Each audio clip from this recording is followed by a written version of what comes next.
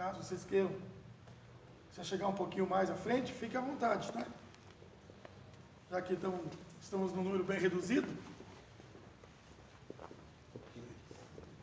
a situação já não é favorável, né? Ainda está na distância. E hoje, ainda Dia dos Pais, com certeza muita gente saindo para almoçar, por causa dos filhos, enfim. Então, aí diminui mais ainda o público da escola dominical. Problema com o sol, bem meus óculos. Eu também estou preocupado aqui, que ele também está querendo pegar, por isso que eu avancei já aqui.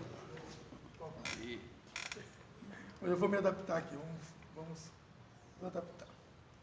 Lição de número 6, Neemias reconstrói os muros.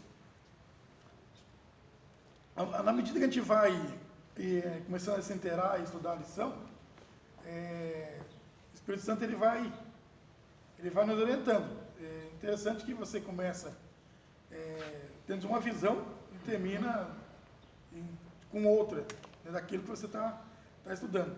E até aqui no próprio comentário do irmão Fabiano, a gente vai pegando aqueles estalos assim.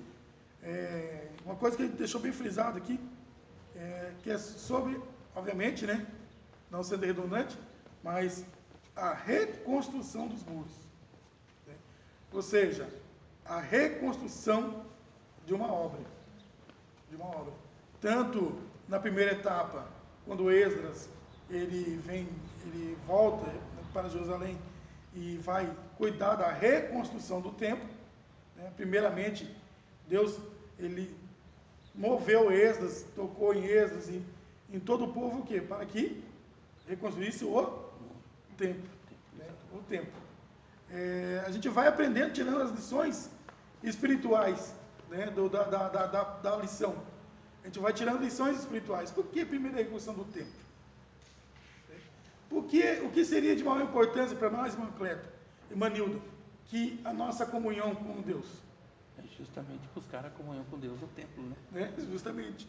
O templo tinha um significado de extrema importância para o povo, né, judeu, para o povo de Israel.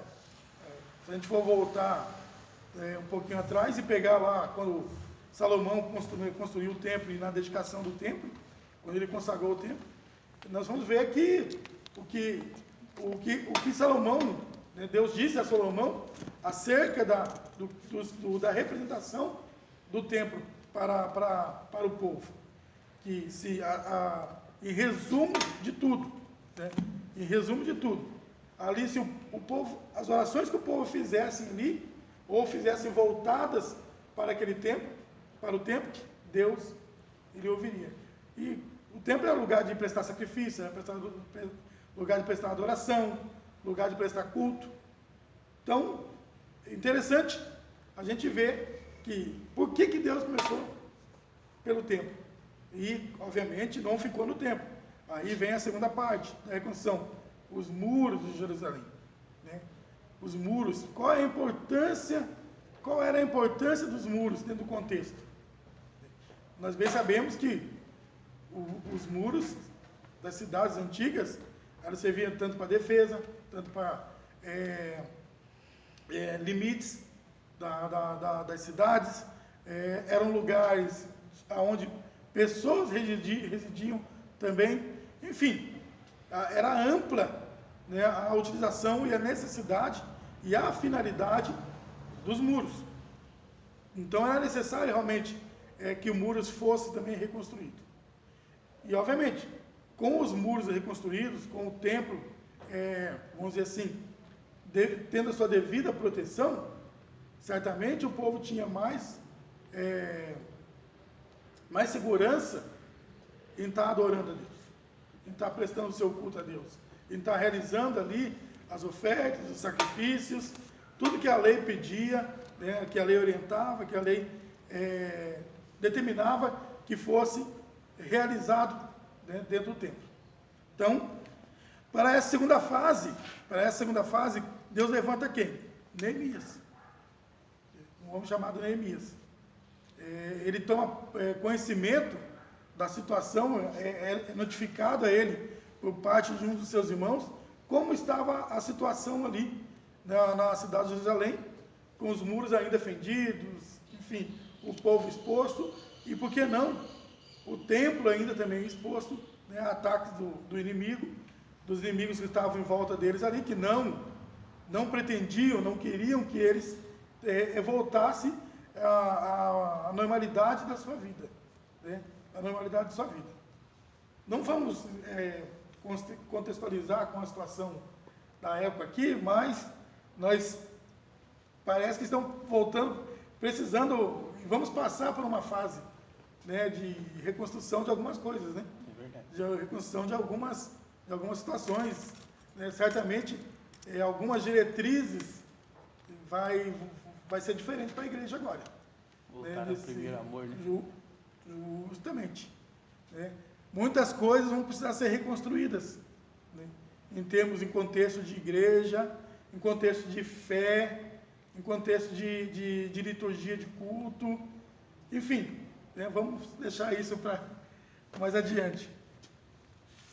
Irmão Cleto, fazer uma colocação, irmão Marcos, irmã Nilda, pergunta. Vamos direto à lição aqui, então, para o comentário. Introdução. Nesta lição estudaremos como os muros de Jerusalém foram levantados e como Deus levantou o homem certo para executar esta obra. A obra era de Deus, o qual, como dono da obra, providenciou tudo o que era necessário para a sua realização, desde a autorização do rei para o envio de Neemias até os recursos para custear a construção. Tem um versículo muito interessante na Bíblia, como todos, está lá no Novo Testamento, que diz que de Deus é o querer e o efetuar. De Deus é o querer e o efetuar. No caso aqui, Deus ele queria que os muros fossem reconstruídos. Levantou primeiro a pessoa certa, Neemias. Depois proveu a Neemias, todos os recursos necessários, né? Os meios necessários para que essa obra, para que os muros fossem reedificados, né? Ou seja, de Deus nós temos a vontade, temos o querer dele, mas também temos o prover. Temos o prover. Deus ele nunca vai nos exigir nada do qual ele também não vai nos dar o recurso. Como costumeiramente a gente brinca, né? Que a pessoa fala, mas eu não tenho dom nenhum, né? Eu não tenho qualidade nenhuma para estar fazendo a obra de Deus. Será que não? Se Deus, ele te chamou, primeiro para os caminhos dele, depois para você realizar a obra. Porque o contexto de obra dentro da igreja, ele é amplo. Ele é amplo. Às vezes, quando nós falamos de realizar a obra de Deus, nós achamos que somente ali, do púlpito, que se faz a obra. Não. Não é só dali. Aqui está o corpo governante da igreja. Então, as pessoas que Deus colocou para exercer governo na igreja. Mas a obra, ela é feita por todos os crentes, por todos os membros desse corpo. Por todos os membros. O seu simples testemunho no dia a dia é realizar a obra, é fazer a obra. Você não precisa. Claro que bom seria se todos, né, ingressassem no evangelismo, no ciclo de oração, cantassem no coral, enfim, né, tivessem empenhado em algum departamento, algum projeto da igreja. Mas tem pessoas que nunca ele vai adentrar num departamento, mas nem por isso ele vai ser privado, de certa maneira, de fazer a obra de Deus. Nosso simples dia a dia, o nosso testemunho no dia a dia nosso, já é fazer a obra. Você está testemunhando, você evangeliza também com o seu testemunho. Então faz parte da obra de Deus. Não é porque não pertence ao evangelismo, não pertence à auxiliação, não faz parte, que eu não faço a obra. Né? Todos nós fazemos a obra de Deus. O conceito é muito amplo. Né? Às vezes nós que restringimos o conceito, mas ele é muito amplo. Uma pergunta, Marina? Tudo bem. Não? Tem? Não. Deus responde às orações de Neemias. Leia para nós, irmão Cleto, por favor. O subponto 1. Aqui. Deus envia emissários a Neemias. Deus enviou emissário para informar Neemias acerca da situação reinante em Jerusalém. Essa pessoa foi Hanani, irmão de Neemias. Hanani contou como os judeus que haviam retornado a Judá após o cativeiro estavam em grande miséria, muros fendidos e portas queimadas a fogo. Era um símbolo da miséria e do desprezo e faziam dos moradores da cidade vítimas fáceis de assaltantes.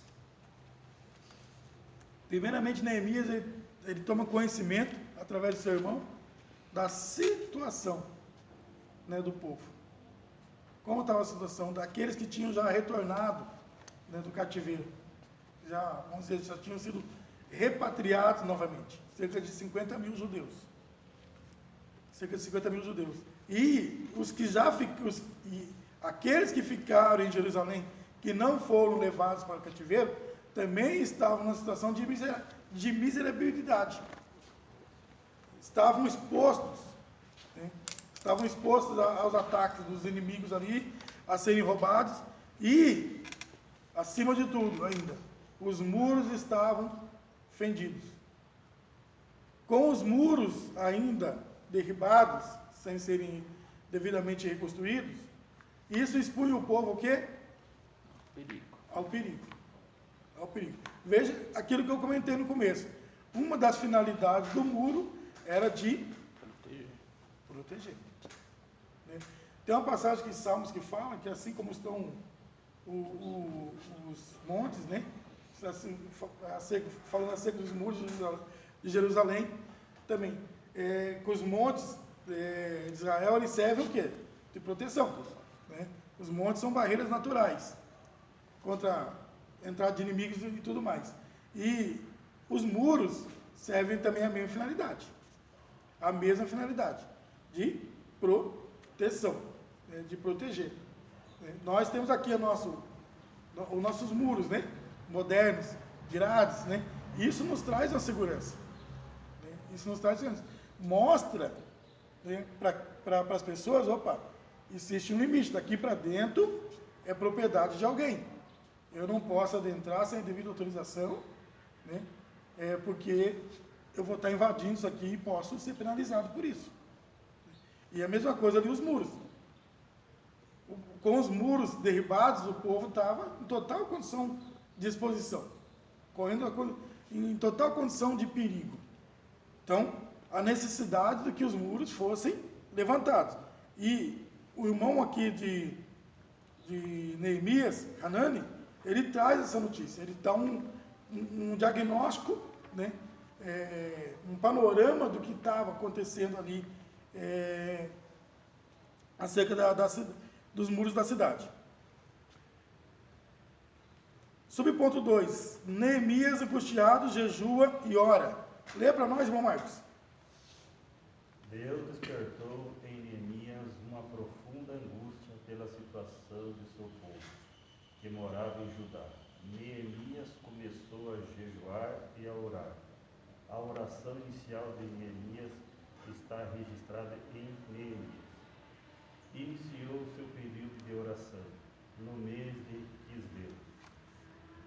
A Deus que ouve as orações fez a resposta chegar no mês de Nisan. Está até aqui? Isso, só tem. Obrigado, irmão Marcos. Neemias angustiado jejua e ora. Ele não foi o único, né, a orar por Jerusalém. No Novo Testamento, Jesus ele orou e ele chorou também sobre Jerusalém. Na verdade, pelo povo de Jerusalém, pela rejeição que o povo fez dele, e ele sabendo que o que sucederia ao povo, né, pela sua rejeição, ele orou por Jerusalém, foi Jerusalém, Jerusalém, que mata os profetas, né? Que apedreja os que são enviados. Quantas vezes quis eu, né, te juntar debaixo das minhas asas, como a galinha junto os seus pintainhos. Então, a situação, né, de Jerusalém ali, moveu o coração de Neemias a um determinado ponto, acerca dele se sentir angustiado. Angustiado. Eu creio que nós, enquanto cristãos, toda e qualquer situação desfavorável à realização da obra de Deus, ela também deve nos mover.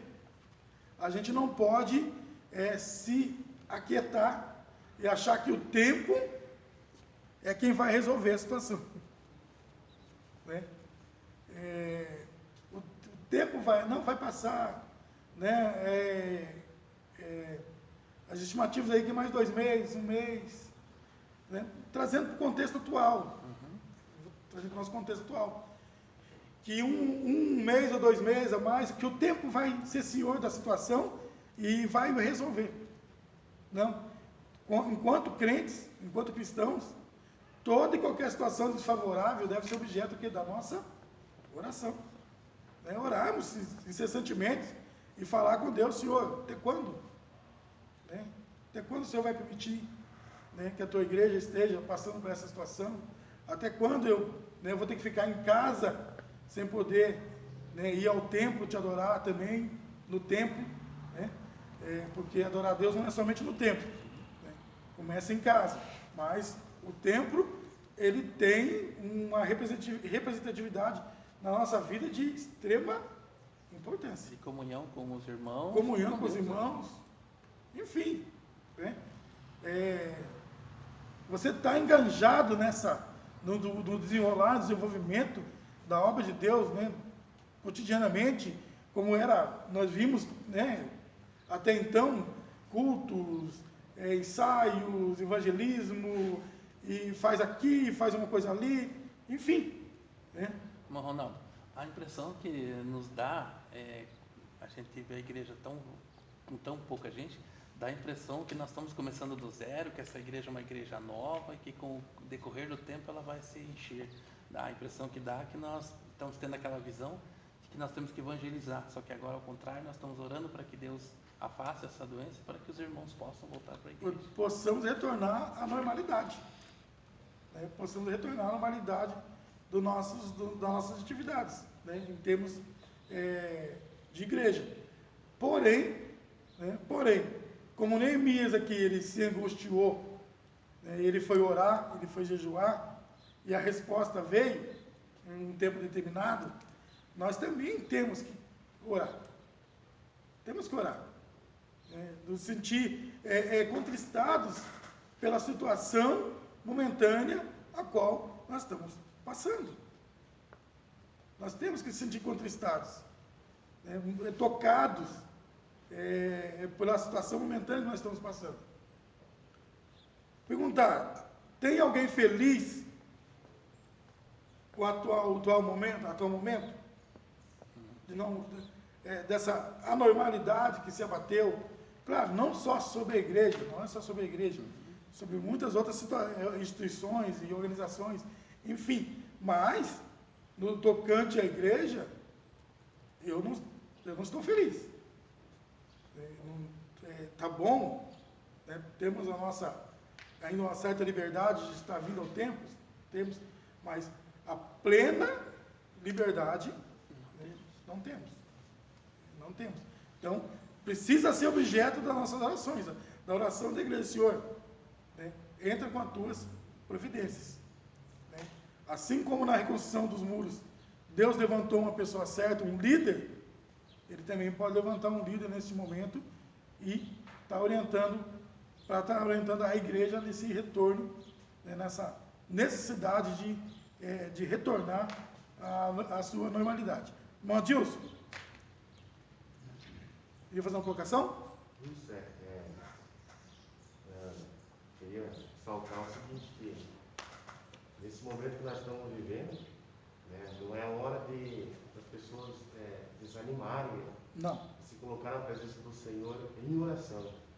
E às vezes a gente observa as pessoas meio que desacreditando, achando que não tem solução, né? Achando que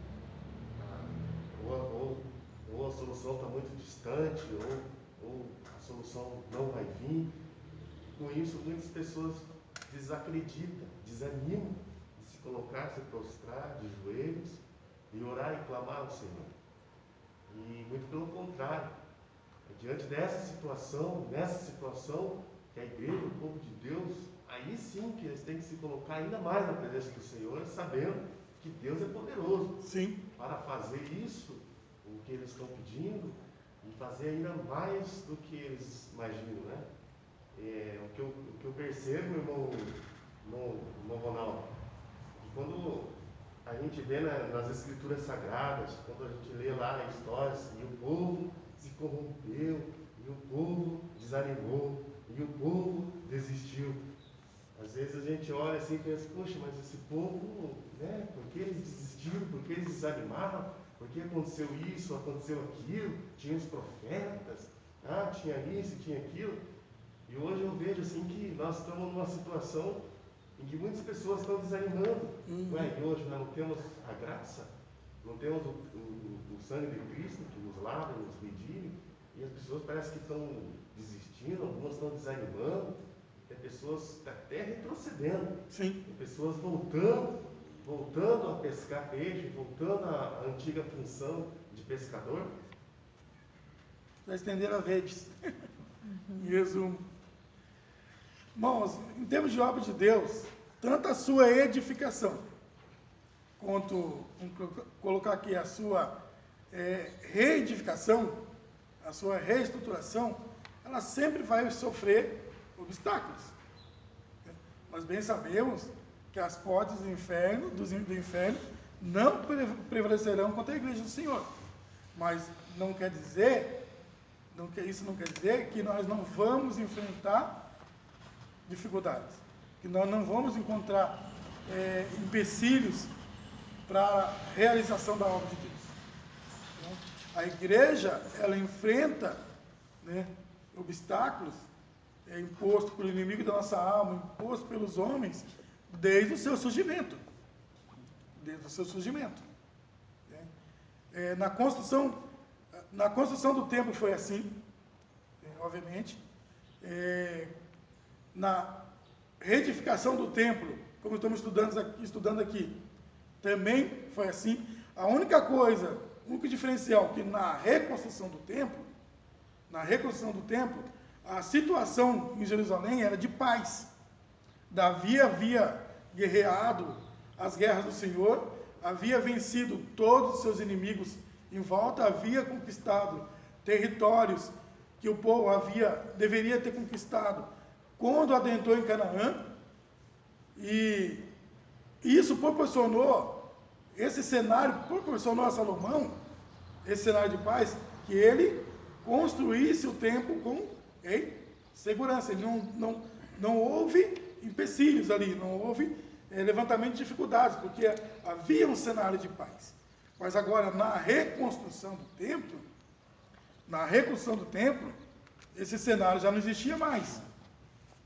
Esse cenário, os inimigos de Deus haviam se multiplicado ali na terra, e eles faziam feroz oposição à reconstrução do templo. Eles não queriam que Israel voltasse a ser aquela nação que havia sido antes, e com isso, certamente, subjugaria esses povos novamente. Então, por isso que a oposição era ferrenha. Como o Adilson comentou ali, e dentro desse cenário mesmo, Adilson, nós vemos na reconstrução do templo, o povo estava desanimado. Os profetas, Ageu, Zacarias, eles incentivavam o povo, que o Senhor era com eles. Mas a liderança, dentro dos dois cenários, no cenário da reconstrução do templo, por Esdras, E agora, nesse cenário de reconstrução dos muros por Neemias, a liderança desses homens fez toda a diferença. Foram homens que tomaram a liderança e ouvindo a voz de Deus e dentro da direção de Deus, conseguiram concluir, levar a cabo o que Deus tinha, o que Deus queria. Atenderam ao propósito de Deus nas suas vidas. Ô, irmão, o interessante do muro, né, que para os judeus ali era aquele sinônimo de proteção, e até por causa do medo, né? Mas para o inimigo lá fora, vendo aqueles muros reconstruídos, era um sinônimo de uma cidade forte, né? Cidade Fortaleza, forte, né? Fortaleza. Então, colocava medo no inimigo. Né? No inimigo, justamente. Boa observação, irmão Cleber. Ô Marcos, fica à vontade. Justamente, colocava medo no inimigo. Por isso eles não queriam, eles não pretendiam permitir que os muros fossem, tanto o templo quanto os muros fossem reconstruídos. Né? A opulência dos muros ali demonstravam, né, que era uma cidade forte. Né? Que era uma cidade forte. E se a cidade ela era forte, certamente o povo que também morava dentro dela, que residia ali dentro, também era um povo forte. Né? Também era um povo forte. O estereótipo de algo fala muito do seu interior. Fala muito do seu interior. Quanto mais a igreja cresce, mais ela preocupa. Né? Quanto mais templos surgem, são levantados, mais preocupa, né, o inimigo da nossa alma. Mais preocupa, né, os inimigos, vamos colocar humanos, né, os homens que não se agradam, que não gostam, que não servem a Deus e não querem ver o crescimento da igreja. Né? O crescimento da igreja. Então, tudo isso preocupa. Tudo isso preocupa. Porque muitas igrejas, muitos templos, quer dizer o que, irmão Cleber? O povo está crescendo. Buscando a Deus. O povo está crescendo. O inimigo da nossa alma, certamente, irmão, ele não quer isso de forma alguma. Subponto 3, irmã Marina, pode ler para nós? Deus responde às orações de Neemias. Como resposta às orações de Neemias, Deus despertou o rei para assumir a responsabilidade do empreendimento. Neemias era copeiro do rei. Certo dia ele apresentou-se diante do rei com um semblante triste. Interrogado acerca do motivo de sua tristeza, Neemias relatou a situação da cidade de Jerusalém e de seu povo que ali vivia. Por inspiração de Deus, o rei perguntou a Neemias: "Que me pedes agora?" Neemias orou ao Deus do céu para que pudesse responder ao rei dentro da direção de Deus. Em um momento, Neemias teve sua chamada para ir a Jerusalém confirmada e respondeu ao rei: "Peço-te que me envies a Judá, a cidade dos sepulcros dos meus pais, para que eu a edifique." Amém. Obrigado, irmão. Bom, o mover de Deus, ele é interessante, vamos assim dizer.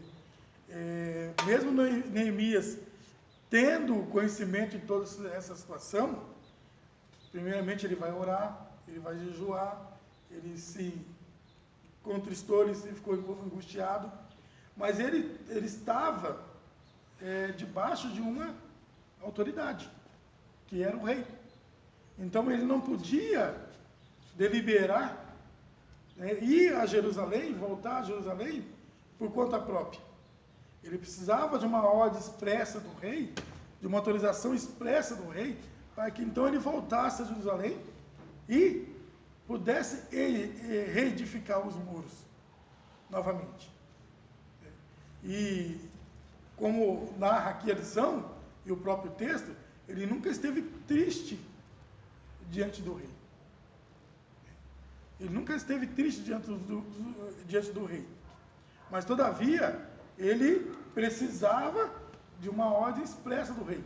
E Deus fez com que o rei prestasse atenção nele. observasse que o seu semblante havia caído, que ele estava entristecido. Então o próprio rei, né, tocado por Deus, pergunta por que daquela situação, por que ele estava entristecido. Então ele faz, né, do conhecimento do rei, o que estava se passando. O rei pergunta a ele o que gostaria que fosse feito por ele, e, mais uma vez, para que ele pudesse responder ao rei com sabedoria, ele vai orar novamente.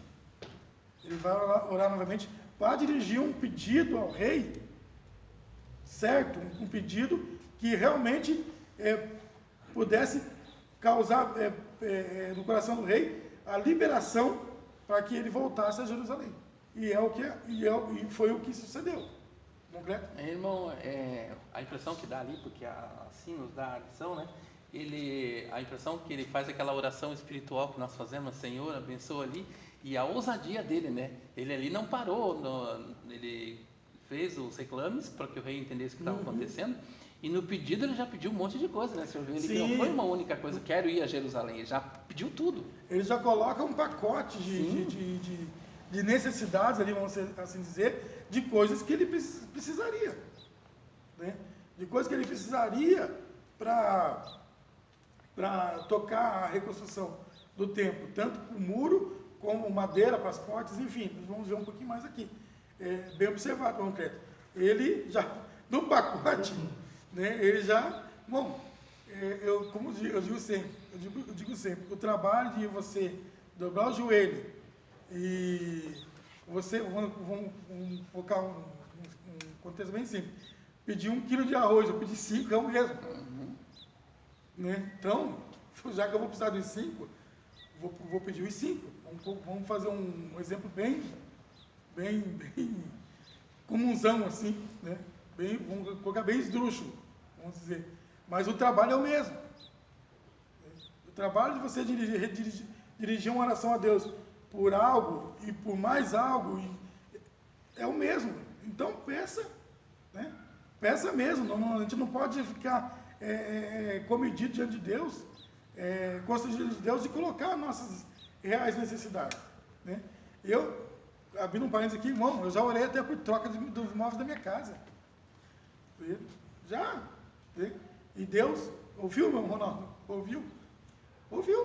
Pelos móveis eu acho fácil. Para fazer sol, porque eu tinha muita roupa para lavar, eu também já orei. Mas, irmãos, a oração, como o irmão Pedro observou aqui, coloca no pacote tudo que você precisa, né? Neemias aqui, ele foi sábio, né? Dentro da direção de Deus, ele já lançou tudo que ele precisaria. Sabe lá quando é que ele ia ter outra oportunidade? Justamente. Né? E por fim, né? Por fim aqui, ele diz, peço-te que me envies ajudar a cidade dos sepulcros dos meus pais. Ele pediu para ser enviado. Aquilo que eu comentei no início desse ponto. Neemias estava debaixo de uma autoridade. O que eu quero falar com isso, irmãos? Direção da parte de Deus. Direção. Às vezes Deus tem uma obra em específico para as nossas vidas. Dentro do chamado à salvação, dentro do contexto eclesiástico que nós vivemos, Deus ele tem um chamado em específico, concreto, para a sua vida, para a minha vida, para a vida do irmão Adilson. Agora, eu preciso da direção de Deus. Da direção. Todos somos chamados a fazer a obra. Né? Todos somos chamados a fazer a obra. Mas dentro desse chamado, existem os chamados específicos. Né? Vamos pegar o exemplo do nosso pastor, o pastor Walter. Certamente Deus tinha um chamado em específico para a vida dele, que era o ministério pastoral. E dentro disso, nós precisamos da direção de Deus, dentro daquele propósito específico para as nossas vidas. Neemias aqui, o propósito específico dele era o quê? Ir reedificar os muros de Jerusalém. Tanto que o rei pede para ele que ele determine um tempo para ir e também para voltar. Neemias foi, mas precisou retornar novamente ao seu serviço com relação ao rei. Ele era copeiro do rei. Era um cargo de muita importância. E certamente, além de ser um cargo de importância, o rei tinha confiança na pessoa de Neemias para estar naquela posição. Né? Ele provava do copo do rei. Se nós não vamos adentrar aqui, mas nós bem sabemos, né, que todas as bebidas que eram dadas ao rei ali, alguém provava antes para ver se aquilo não pudesse estar envenenado. Né? O rei tinha muitos inimigos também, tanto externamente como internamente. Enfim, então era uma posição de extrema confiança que Neemias tinha na presença do rei. Mas, Ronaldo, e outra coisa mais interessante também é que ele usa o psicológico para atingir o rei, porque eles sempre foram muito de cultuar sepultura de mortos, muito zelo pelos mortos. Então, o senhor vê que ele começa falando sobre a sepultura de seus pais, né, para comover o rei, porque eles eram, como eu digo, eles eram muito nessa parte de proteção aos mortos, aos sepulcros, né, todo cuidado, enfim. E ele mexe no psicológico do rei, ali já com a tristeza, para poder... Deus é sábio. Mover o coração do rei com mais facilidade, dentro do que ele conhecia, da cultura em que ele estava inserido, ele traz para o seu contexto, para mover o coração do rei mais rapidamente. Subponto 4. Deus despertou o rei a atender o pedido de Neemias. Neemias recebeu carta do rei dirigida aos governadores da região e ainda uma carta com ordem para que o necessário para a construção fosse dado a Neemias. Tudo segundo a boa mão de Deus. Neemias capítulo 2, verso 8. Deus é verdadeiramente o Deus daquilo que é impossível aos homens. Veja que o rei deliberou, né, dentro da sua autoridade ali, o rei deliberou cartas para que Neemias apresentasse, tivesse trânsito livre, né, até a chegada de Jerusalém. Claro, durante o trajeto, havia pessoas ali que exerciam também autoridades, que estavam, claro, debaixo da submissão do rei, mas que ele precisava de um documento oficial. Um documento oficial para que ele pudesse chegar com tranquilidade ao seu destino. Então, Neemias, irmãos, ele se proveu tanto dos meios espirituais, como dos materiais e dos legais. Né? A obra de Deus, ela abrange todos os aspectos. Né? O espiritual, o material e o legal. Né? Temos que estar dentro do contexto das leis também. Né? Das leis humanas, que estão aí para serem obedecidas. Claro, que quando a lei, né, ela for contra algo com relação a servir a Deus e a fazer a vontade de Deus, que venha implicar na nossa fé, na nossa confissão de fé, aí é o que a Bíblia diz: importa obedecer a Deus do que aos homens. Né? Mas isso é outro contexto, outra situação.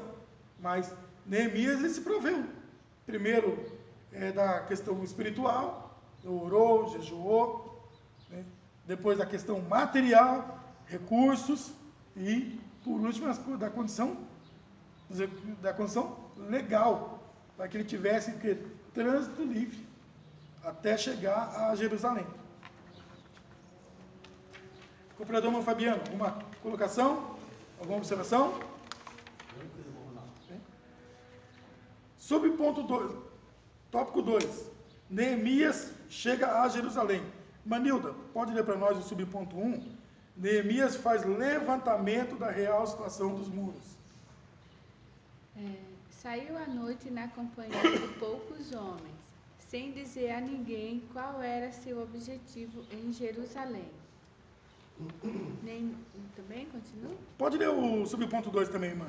Neemias declara sua intenção de reedificar os muros.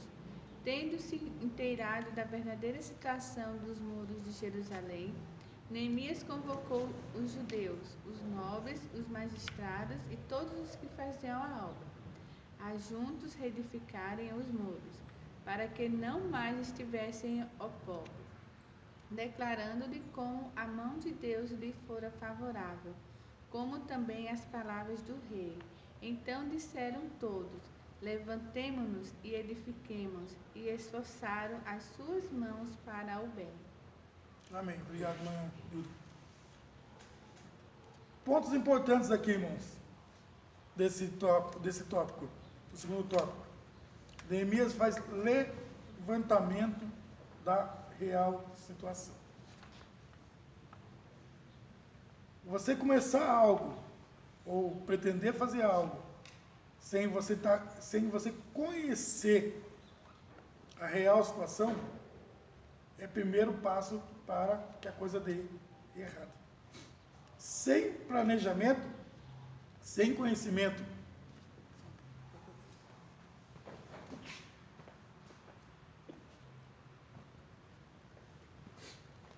sem você fazer um real levantamento, um real conhecimento da situação, você fica sem diretrizes. Você fica sem bases. O que fazer? Por onde começar? Neemias aqui, primeiro ele vai o quê? Ele vai fazer um levantamento. E veja que ele vai na contramão. Porque ele foi fazer isso à noite. Talvez ele observou que seria o melhor horário para ele estar fazendo esse levantamento, tomando conhecimento da situação. Talvez até porque os inimigos, neste momento, aí os inimigos estavam dormindo. Né? E ele agindo. Ele vai na contramão, ele vai à noite fazer esse levantamento. Ele vai rodar e conhecer a situação à noite. Ele se antecipa. Né? Ele não esperou, eu vou durante o dia. Porque certamente durante o dia ele encontraria muito mais dificuldades.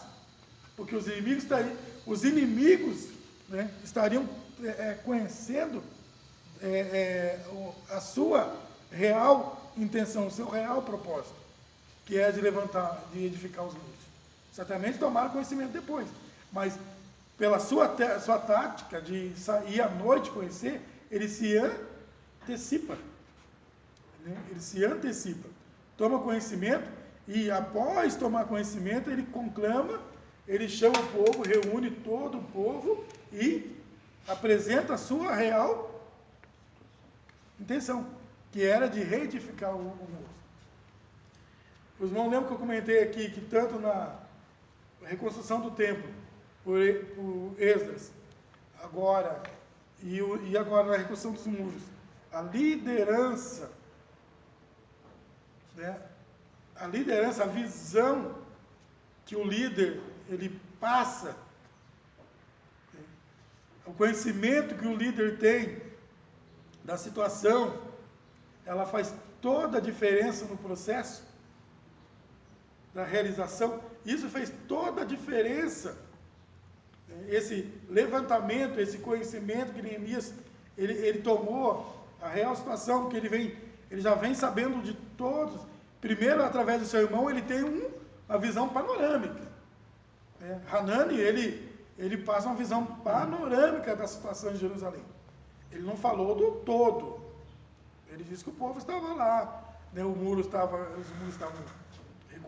destruídos, o povo estava em situação de perigo, enfim, deu uma visão panorâmica.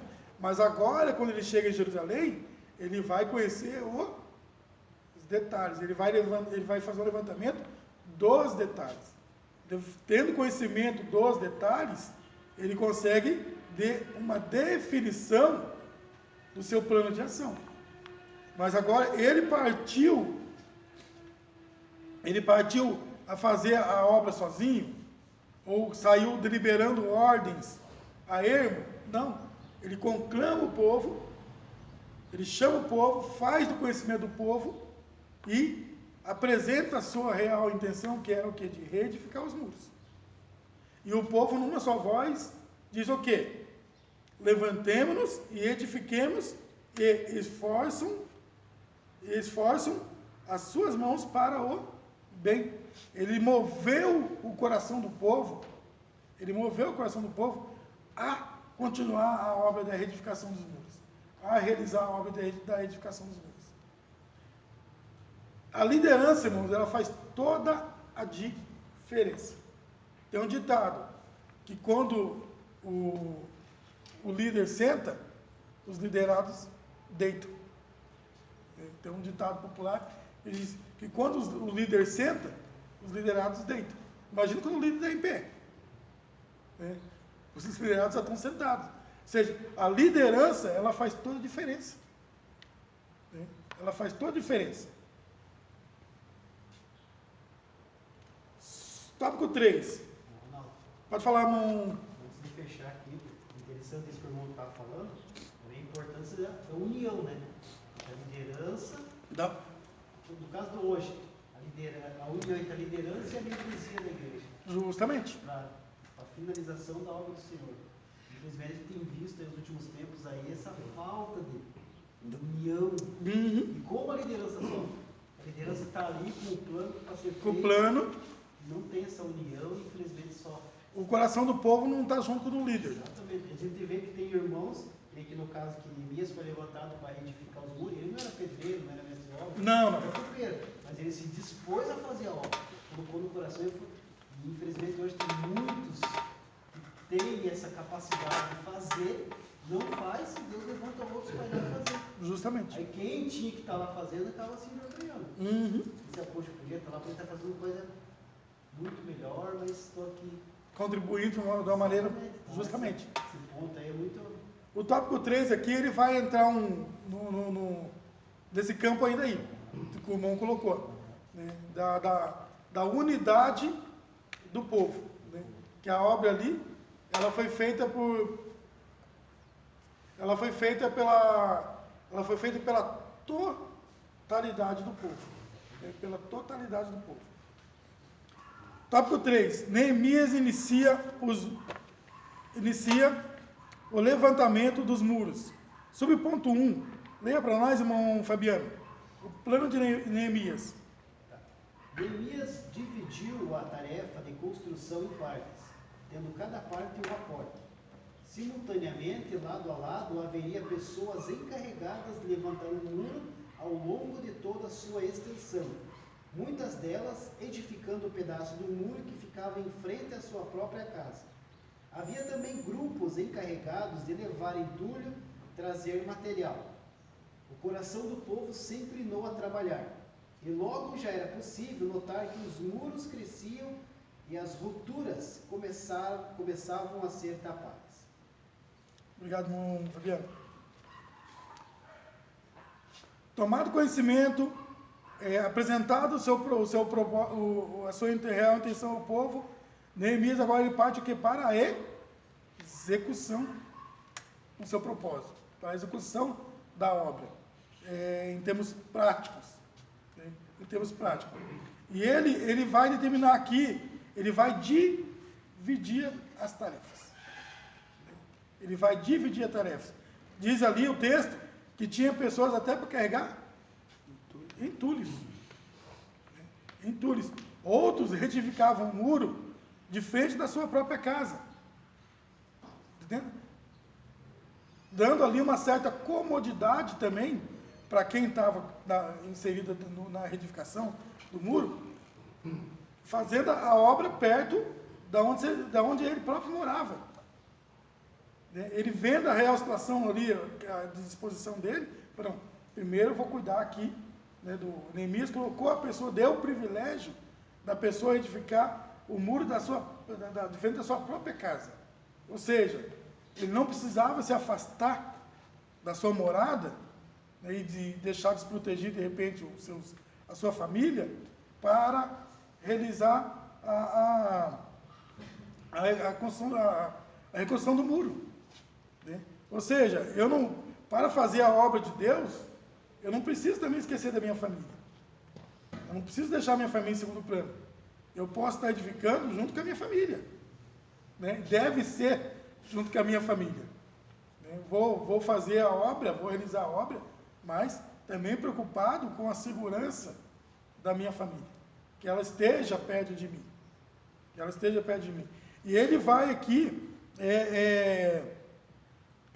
dentro do plano traçado agora, ele vai determinando as tarefas.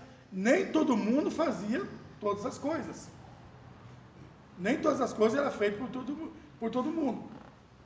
Ele colocou pessoas em lugares certos. Né? Em lugares certos. Mesma coisa, irmão. Isso é na igreja. Pessoa certa, no lugar certo. Não adianta eu querer vir cantar ali, se Deus me chamou para estar trabalhando na parte administrativa da obra. Se não é o meu dom. Cantar ali, se o meu dom é estar ajudando na parte administrativa da obra. E assim vai. A igreja, ela sofre um pouquinho com esse tipo de coisa. Pessoa que Deus chamou para isso, você quer fazer aquilo. Aquilo que você está fazendo, muitas vezes a pessoa não tem o dom, a vocação, a qualificação necessária para estar realizando. Enquanto aquela outra atividade que está dentro do seu perfil, dentro da sua qualidade, né, dentro dos seus atributos, dentro do dom que você recebeu de Deus, aquilo está aparecendo. Todos nós recebemos de Deus dons, né, dons, vamos colocar dons próprios, dons que nascem com a nossa pessoa, com a nossa personalidade, que são usados na obra de Deus. Que são usados na obra de Deus. Então nós temos que saber o lugar certo, aonde nós vamos ser o quê? Úteis na edificação da obra de Deus. E diz mais aqui, o coração do povo se inclinou a trabalhar. E logo já era possível notar que cresciam os muros. E as roturas começavam a ser tapadas. Fechadas. Roturas, irmãos. Brechas. Por onde, possivelmente, se elas se mantivessem, o inimigo poderia adentrar. O inimigo poderia adentrar.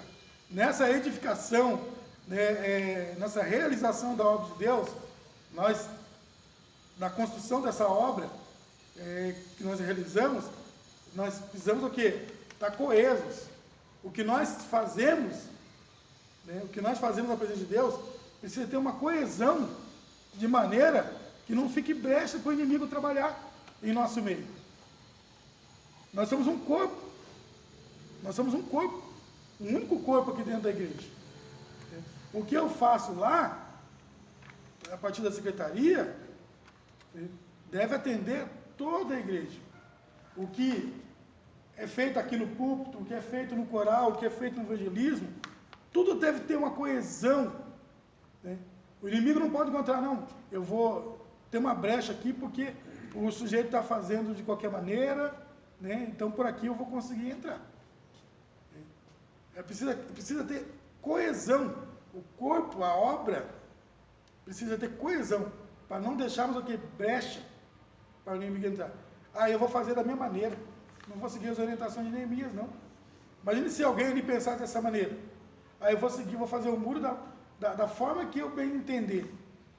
Certamente, teria ali uma brecha, uma rotura, por onde o inimigo poderia adentrar. Os inimigos poderiam adentrar.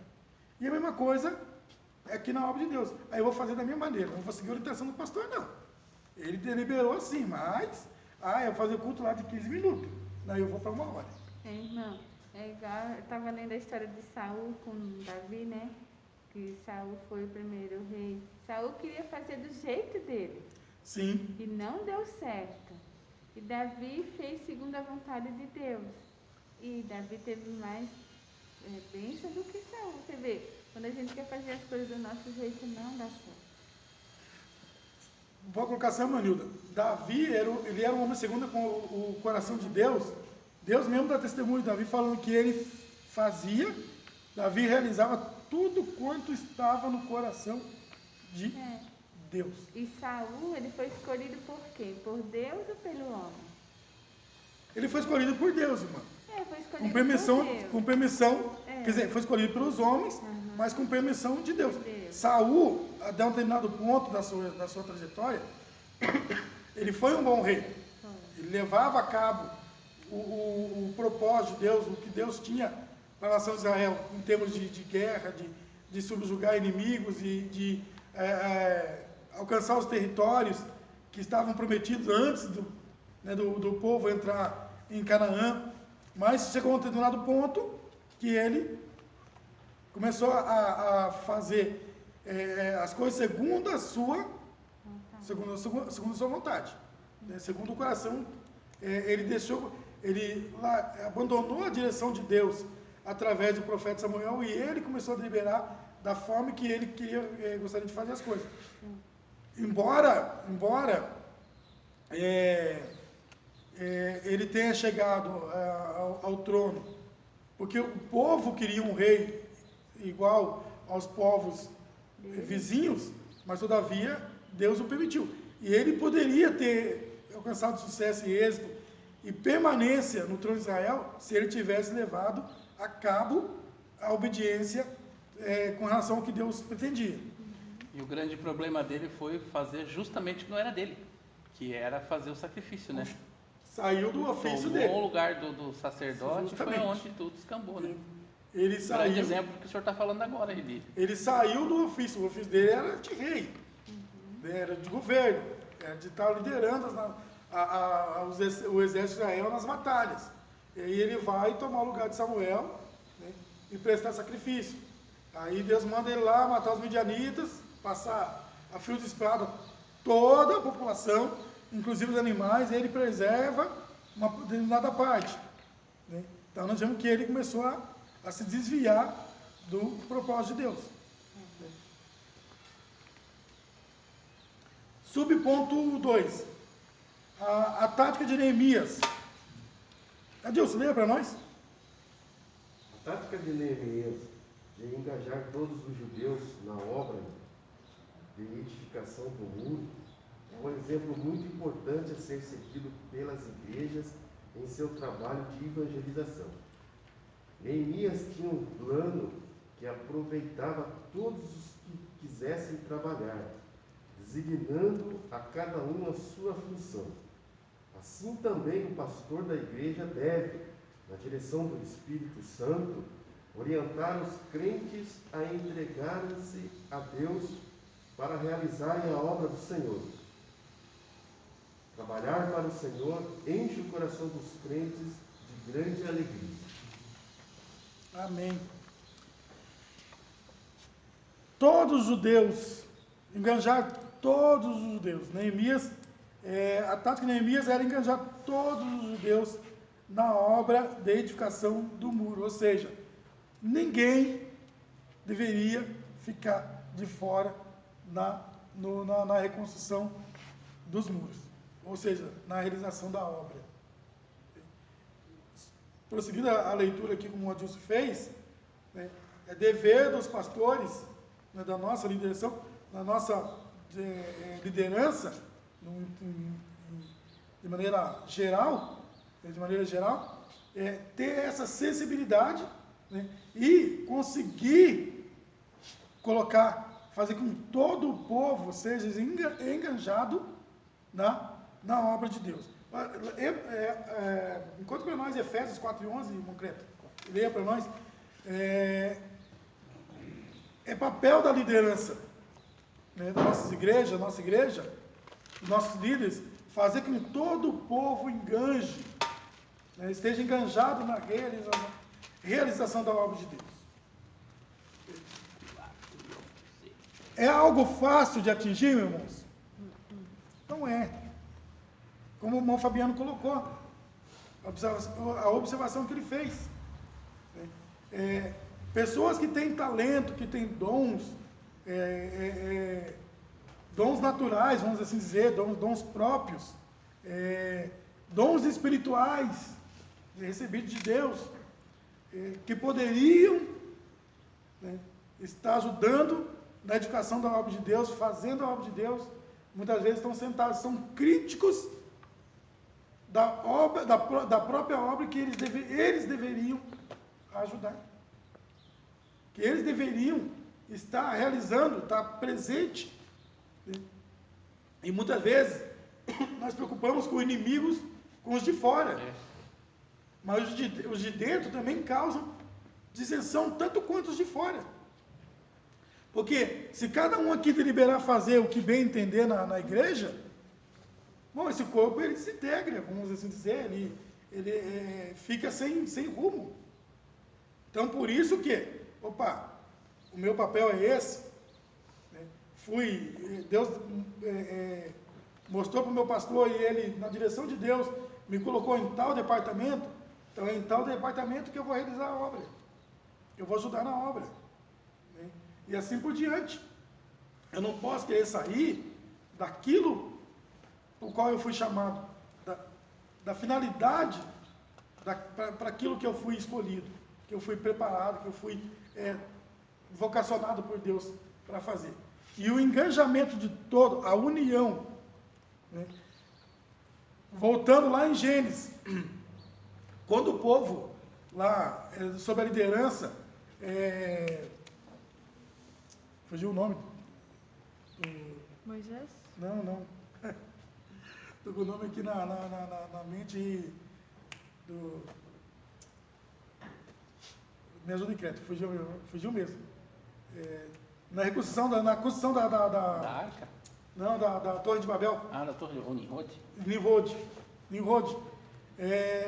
Por meio da liderança dele, ele não conseguiu juntar todo o povo ali a edificar a Torre de Babel. Sim. E o que Deus, olhando do céu, ele viu, eis que o povo é de uma só língua. Primeiro, claro, facilitava a comunicação, mas Deus viu ali o propósito deles, que falou que nada agora para eles será impossível. Debaixo de uma liderança e tendo uma união acerca daquilo que você quer fazer, nada é impossível. Nada é impossível. Por exemplo, para a igreja, é possível a igreja evangelizar o mundo? É possível. É possível. Desde que haja união. É impossível evangelizarmos todo o Caiuá? É possível. Desde que haja união. Direção nós temos. Liderança nós temos. Agora, coesão de propósito, união em torno desse propósito, será que a igreja está tendo? Porque existe a responsabilidade da liderança, da direção do povo, mas agora existe a responsabilidade do engajamento do povo para a realização desse propósito. Nós enquanto igreja, enquanto membros que nos assentamos nessas cadeiras, também há uma responsabilidade sobre nós para a edificação da obra de Deus. Leia para nós, irmão Cleto. E ele mesmo deu uns para apóstolos, e outros para profetas, e outros para evangelistas, e outros para pastores e doutores. Efésios 4. Continua um pouquinho mais, que tem mais um bocadinho. Querendo o aperfeiçoamento dos santos para a obra do ministério, para a edificação do corpo de Cristo, até que todos cheguemos à unidade da fé e ao conhecimento do Filho de Deus, a varão perfeito à medida da estatura completa de Cristo. Amém, irmão Cleto? Efésios 4:11 e a seguir, como o irmão Cleto leu, deixa bem claro, né, o porquê que Deus capacitou homens, né, deu dons ministeriais, pastores, evangelistas, mestres, doutores, deixa bem claro qual é o propósito de tudo isso. Visa o quê? A preparação da igreja para a obra do ministério. Para a obra do ministério. E essa obra é feita pela igreja na sua totalidade. Subponto 3. subponto 3. 3. Isso, 3:3. A união dos judeus ficou ameaçada. Apesar da boa organização, a união necessária para a realização daquela grande obra estava ameaçada. Surgiu um problema entre os pobres e os ricos. Neemias tomou conhecimento do problema e sabiamente o resolveu. E a obra prosseguiu. Este tópico será retomado na lição número 8. Na lição número 8. Identificação, irmão, de situações anormais. Né? Neemias tomou conhecimento de uma situação de anormalidade que ocorria dentro do povo ali, entre os pobres e os ricos. Mas prontamente, ele toma conhecimento e prontamente ele também resolve. Né? Todo e qualquer problema dentro da obra de Deus, ele deve ser tratado de maneira rápida. Né?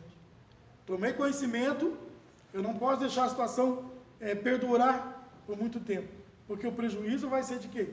Da própria igreja. Se Neemias, eu não vou entrar no mérito da questão aqui, porque vai ser objeto da lição número 8, na lição número 8, mas se Neemias permite que tal coisa acontecesse, continuasse, certamente isso atrasaria o quê? A obra a qual ele estava enganjado a realizar. Tópico 4. O levantamento dos muros provocou oposição. Sanbalat e Tobias indignaram-se. Indignaram-se grandemente. E usaram várias estratégias. Dois inimigos conhecidos, né, desde lá da reconstrução do templo. Neemias e Sanbalat. E usaram várias estratégias para parar a obra. Todavia, Neemias e seus liderados, ajudados pelo Senhor, conseguiram vencer todos os obstáculos que se levantaram e trabalharam sem cessar até a conclusão do muro. As diferentes formas de ataque dos inimigos e como Neemias conseguiu vencê-los será assunto na lição número 9. O muro foi concluído. Esta vitória teve grande repercussão. Até os inimigos tiveram que reconhecer: o nosso Deus fizera esta obra. Tópico 5. O muro foi solenemente inaugurado. Subponto 1. Para a dedicação dos muros, foram convocados todos os levitas, a fim de dedicarem os muros com alegria, com louvores, com canto, com saltério, com alaúdes e com harpas. Purificaram-se os sacerdotes e os levitas, e logo purificaram todo o povo e as portas e o muro. Subponto 2. O ato de dedicação incluiu 2 procissões ao longo dos muros, os quais pararam diante da casa de Deus, onde houve sacrifícios. A alegria de Jerusalém era tão grande que o som da festa podia ser ouvido de longe. Colocação? Não quer alguma observação? Não. Irmão Fabiano? Só tem uma aqui, irmão, que foi legal. Com relação a esse louvor que já foi ouvido de longe, né? Já foi um susto aqui para os inimigos. Né? Eles se levantaram, a fortaleza está armada. Viram que a obra havia sido concluída. Sim. Irmãos, vamos trazer para o nosso contexto. O crescimento da igreja, o bom andamento da obra, preocupa ou não preocupa? Preocupa. Preocupa. Preocupa muita gente fora, meus irmãos. Primeiro, o inimigo dessa alma, obviamente. Né? Mas preocupa muita gente aí fora. Seguindo aqui a orientação do nosso pastor, obviamente, a gente não tem que polemizar, né, no atual momento, mas tem muita gente feliz, né, por ver o momento pelo qual a igreja está passando. Portas fechadas. portas fechadas. Tem muita gente feliz com essa situação. Irmão, quando a igreja abriu, foi a primeira culto que a gente veio, nossa, minha alma assim, se alegrou tanto, porque sabe aquela saudade assim da igreja, de estar junto com os irmãos? Meu Deus, como é bom estar na igreja, né? É muito bom. É diferente, cultuar a Deus em casa é bom, é necessário, mas estar, né, entre os irmãos, estar com os irmãos, estar na casa de Deus, não tem comparação. E o inimigo ele é tão sujo que o presidente decretou que a igreja é essencial aberta, né? E tem alguns estados, alguns municípios que ainda a igreja está fechada por ordem do prefeito. Graças a Deus que ainda até nesse ponto o nosso prefeito é um homem que busca a Deus do jeito dele, né? E permitiu que a igreja está aberta, né? E a felicidade do inimigo em outros lugares ainda é grande por saber que a porta está fechada. Está fechado. Partindo aqui para o final, irmãos, do tópico 6 aqui, a lição bastante extensa, os muros trazem ensino simbólico. A Bíblia fala da salvação como um muro. Aos teus muros chamarás salvação, e as tuas portas louvor. E ainda, uma forte cidade temos, a quem Deus pôs a salvação por muros e antimuros. O muro da salvação fala da divina proteção, que beneficia aqueles que se abrigam dentro dele. Observamos que o levantamento dos muros foi resultado de um despertamento. O crente despertado sente uma imperiosa necessidade de conservar-se dentro dos muros de salvação, e onde ele é protegido pela excelente grandeza do poder de Deus. E pode dizer, como Paulo, eu sei em quem tenho crido, e estou certo que é poderoso para guardar o meu depósito até aquele dia. Bom, Cleto, achei para nós o Salmo 27, se não foge a memória, eu quero concluir com ele. 27. Verso 4 que fala, Vamos ver. dá uma olhada. Uma coisa pedi ao Segura Senhor. aí, segura um pouquinho. Só um pouquinho. Sobre o ponto 3, para nós finalizarmos. O muro da salvação é uma permanente linha divisória entre o reino de Deus e o reino deste mundo. Como eu disse, o muro, irmão, ele serve para delimitar. Claro, nós temos que ser crente além dos nossos portões. Né? Temos que ser cristãos, temos uma vida de santidade além, né, do templo. Mas isso aqui, ele é um divisor. É verdade. Ele é um divisor. Ele é um divisor entre nós e o mundo. Para finalizar, irmão Cleto. Versículo 4, então, Isso. dos Salmos. Uma coisa pedi ao Senhor, e a buscarei, que possa morar na casa do Senhor todos os dias da minha vida, para contemplar a formosura do Senhor e aprender no seu templo. Amém. Irmãos, que esse seja o propósito de todo crente. Né? Como o salmista expressa aqui. Uma coisa pedi ao Senhor e a buscarei. Né? Que possa morar na casa do Senhor todos os dias. Para, primeiro, contemplar a sua formosura e aprender no seu santo templo. Amém? Amém. Deus abençoe.